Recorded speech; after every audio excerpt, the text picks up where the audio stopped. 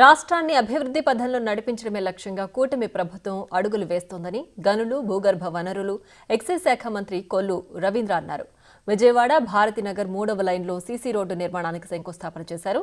గత పాలకులు విజయవాడ నగరాన్ని అభివృద్ధికి దూరం చేశారని, కనీసం పట్టించుకున్న పాపాన పోలేదని ధ్వజమెత్తారు. గత ప్రభుత్వ పాపాల కారణంగానే బుడమేరు వరదలతో విజయవాడ నగరం అతలాకుతలమైందని తెలిపారు. గత పాలకులు 15వ ఆర్థిక సంఘం నిధులు దారి మళ్లించారని అన్నారు. 5 ఏళ్ల పాటు రాష్ట్రాన్ని జగన్ రెడ్డి అండ్ కో నాశనం చేసిందని అన్నారు.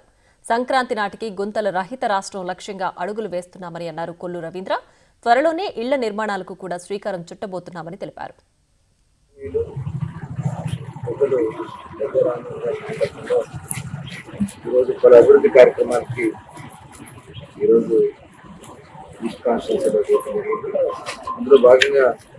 భారతనగర్ రోడ్ నెంబర్ 3లో దాదాపు 14 లక్షల రూపాయలతో సీసీ రోడ్ని నిర్మాణం చేసుకున్నట్టు మనస్ఫూర్తిగా ధన్యవాదాలు తెలియజేస్తూ, ఎందుకంటే ఈ రోడ్లోనే ఉంటున్నాం. మేము కూడా చాలా మంది వచ్చి చూసినప్పుడు అవి అందరికీ అనుకున్నాను. ఇవాళ రామనాథరావు గారి సంవత్సరాలు కానీ ఈ రోడ్ వేసినందుకు ప్రత్యేక ధన్యవాదాలు తెలియజేస్తాను.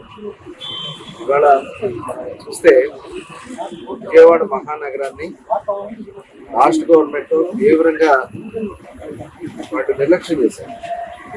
ఆ నిర్లక్ష్యమే కొన్న వరదలకు కారణం. విజయవాడ నగరాన్ని చుట్టుముట్టి చాలా ఇబ్బందులు పడ్డారు అందరూ కూడా.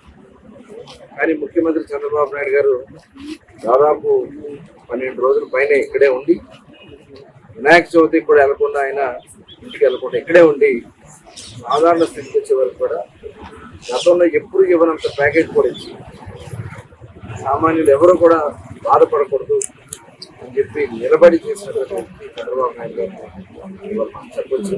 అదే కాదు, రాష్ట్ర నలుమూలనే కాకుండా దేశ నలుమూల నుంచి కూడా చాలా మంది వచ్చి ఫ్లడ్ రిలీఫ్ కోసం దాదాపు 500 కోట్ల రూపాయలు సీఎం రిలీఫ్ ఫండ్ కింద ఇచ్చారు.